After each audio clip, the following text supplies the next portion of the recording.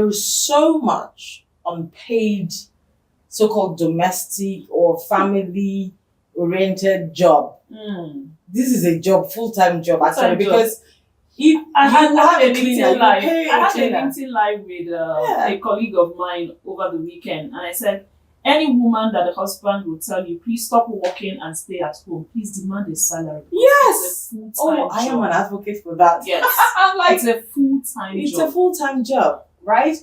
Or if you can't demand a salary, very easy. I think the government should change the rules in Western countries. No, very easy.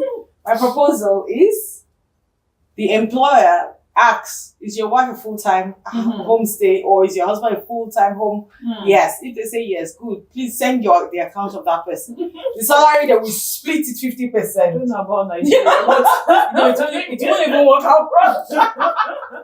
No, split it, because I had this argument and then with someone and they were like, but the person working, it be the man or the woman working full-time, pays for the bills and everything. I said, no, it's about empowerment. The woman that will clean or the man that will clean, babysit, change diapers and everything, or take up the old parents, they also want at the end of the month maybe to just have that ping, oh, money came in. Then they will pay their part of the rent. If there is an empowerment in that process of giving ownership to the person. Invest from that money. Yes. So there's something about just having your own, especially for women. I don't know, but for me, I want to have my credit card or my card and pay my bill. Yes. I want to buy ice cream. You can buy ice cream. Yes, I don't want to. Darling, do you know? No, the moment, because I also saw that growing up with my parents. I think that was also the moment I was like, this is not going to happen to me. Even my mom said, don't let this happen to you. Like, every penny, you have to demand from your spouse.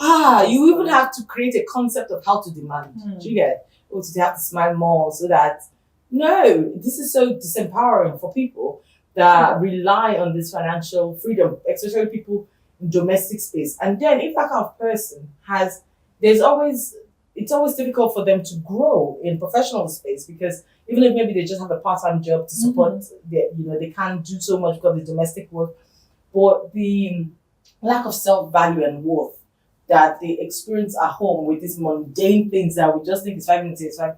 At that time, it's overwhelming, and nobody really says thank you. Like, and then you go to your workspace, you can't really show up your full self, right? So sometimes I wonder, how does someone juggling this?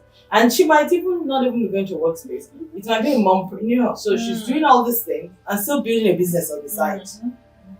How do you now come to work-life harmony? How do you find that harmony? It's challenging, even just saying it. It's not my reality, but I can imagine it. Even me as a single woman, I have my business. Of course, I've always had my career. There's a limit to the domestic job that I do. Exactly. It's a limit. In fact, at some point I said, when it comes to cooking is the least interesting thing for me. I don't get into it.